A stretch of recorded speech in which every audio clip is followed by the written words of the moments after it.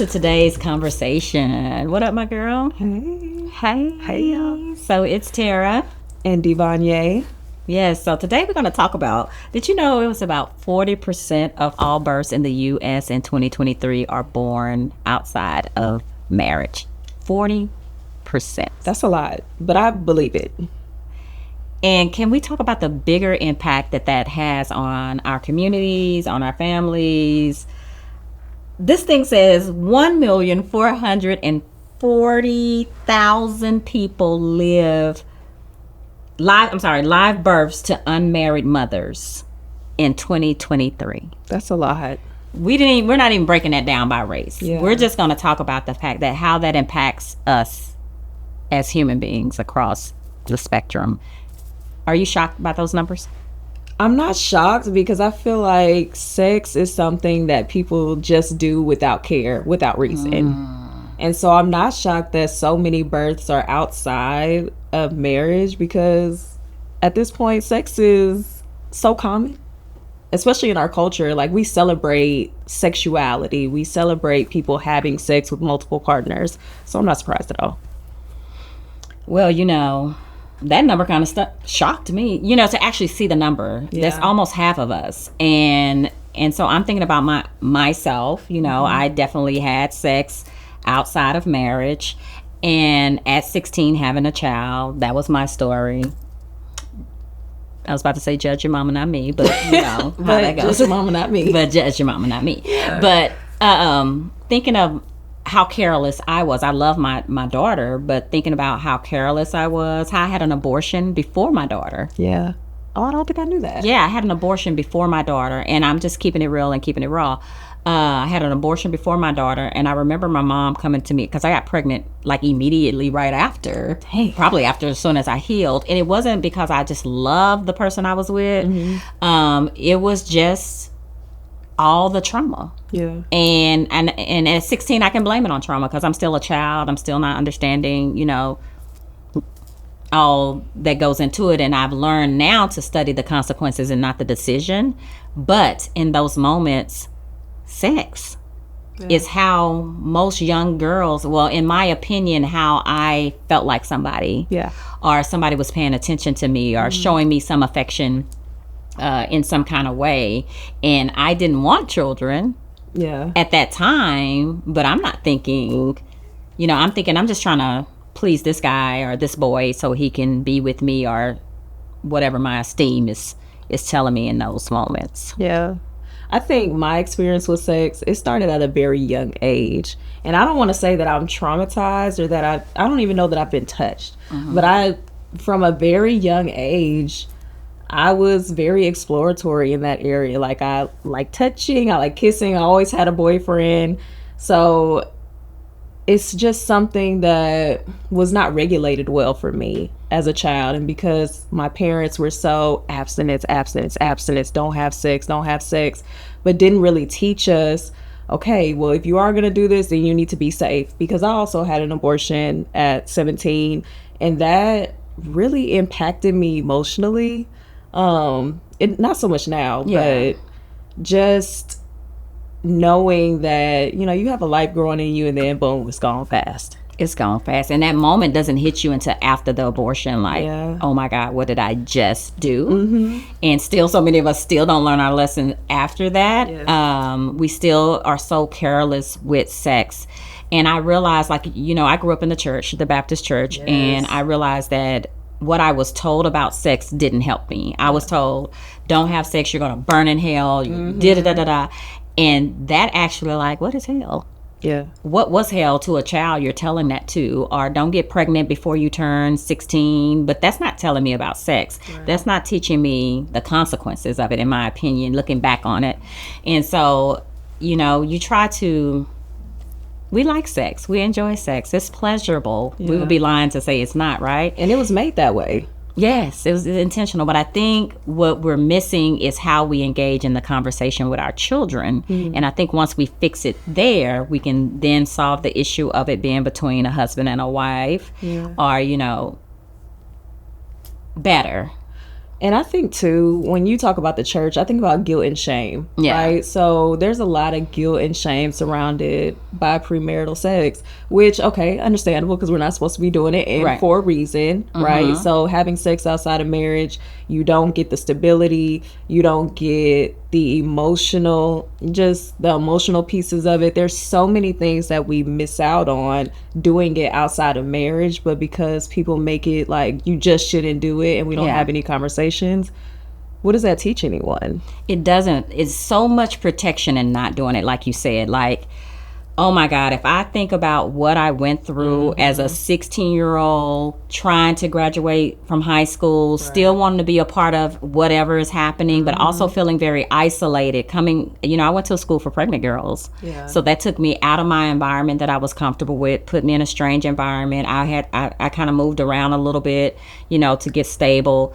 And where's the boy in this? Yeah. He still gets to live his life, still gets to go on. He doesn't have to worry. His body isn't changing. Stretch marks isn't happening. At 16, stretch marks and all these things that we're going through. But one thing I realized too is the woman I am now, I think this one almost like a regret for me, unfortunately, because the woman I am now could give so much to my children versus the 16-year-old. That I was trying to be a mom, still trying to figure out myself, my body at that point. So I just think God placed it because it's a protection. Mm-hmm.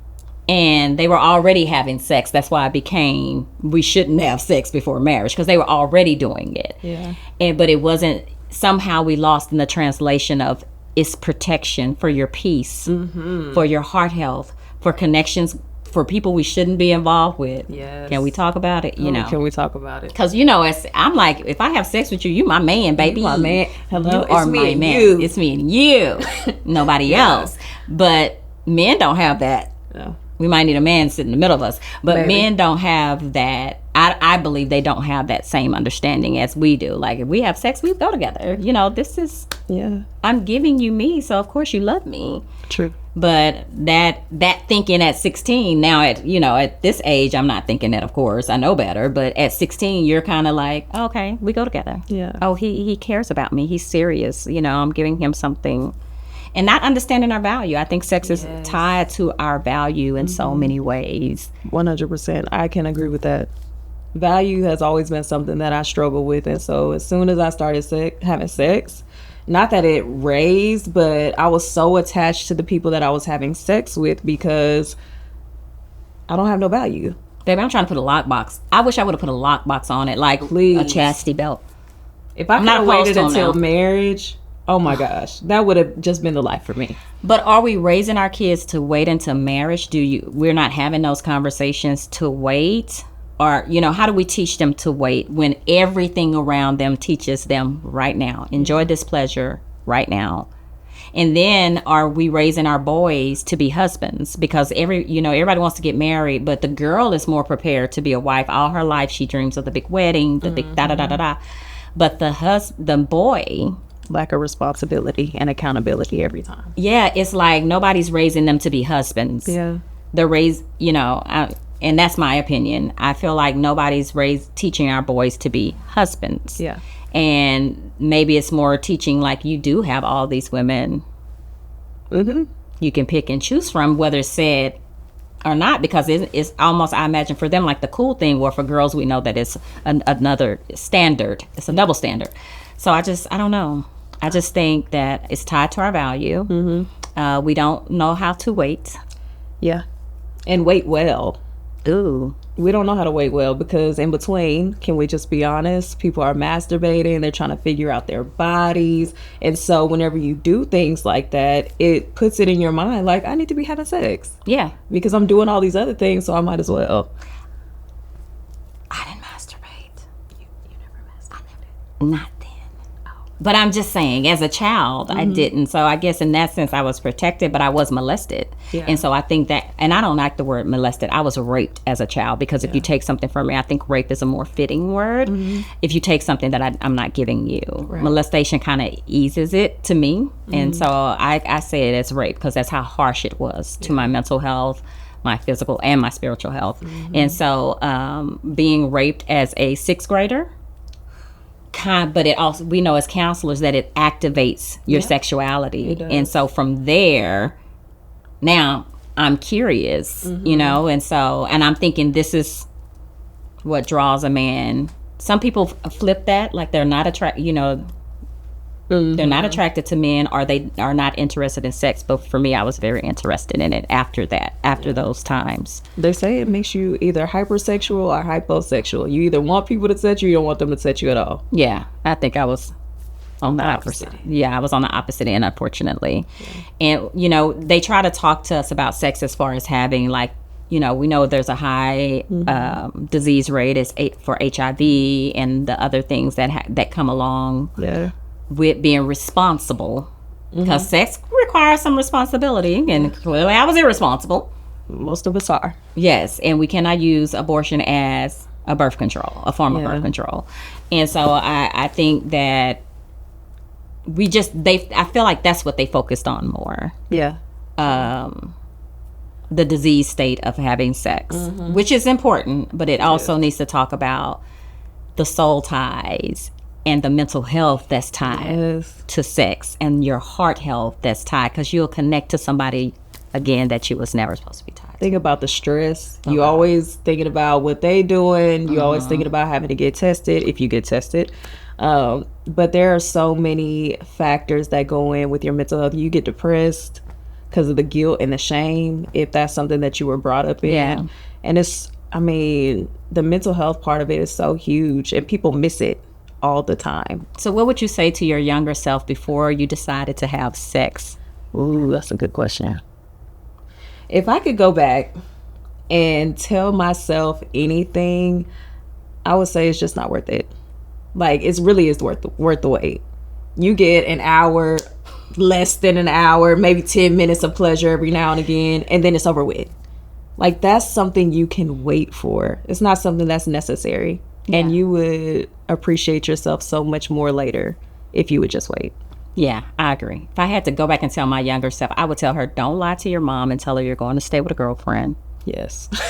You know, all the things that led up to this moment. Like, listen to your mother. I would so tell myself to listen to your mother. She's already walked this path. And if we just slow down and take the time to listen and appreciate our mothers and their advice, God placed our parents to protect us, good parents to protect us. I didn't have my father, and I think that's also another issue of the esteem, is my father was murdered when I was 2, so not having that protection, that foundation that we stand on as families.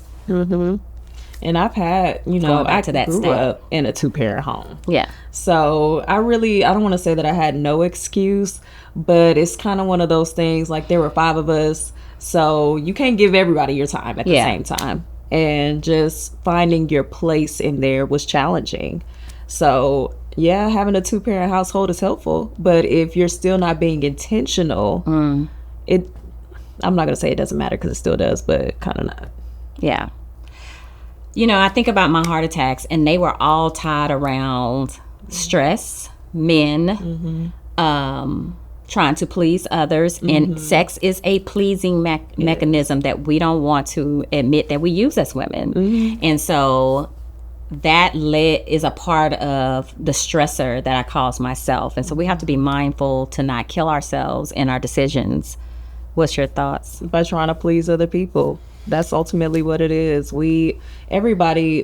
Most people want to be in relationships, and sex is one of the best ways to get there. It's so we think. Yeah. And so we use sex as a tool. It's almost like manipulation, right? So if I have sex with you, I know you're going to come back. And usually they come back. And so you have some form of relationship which relieves some of that loneliness, which is something completely different for a different day. And we're such a sexual society. Yeah. You know, kudos to my boy, CB, the other day. We saw the girl gyrate. Well, I won't say gyrate. Can I say gyrate? You can say gyrate. Okay. Well, dancing. Dry humping, honestly, is what it was. And I'm not here to knock my girl, because I'm for my sister. But sex is everywhere, and we can't avoid it. And I don't know how we protect our children. I don't know how we begin to change our mindsets around sex than to turn off the social media, stop listening to certain lyrics, and protect your children. Take the cell phones out their hands. Protect yourself. Truly. Because it's kind of like what the Bible says. Guard your eyes, guard your ears, your heart. Guard your heart. Cut off everything, because what we take in,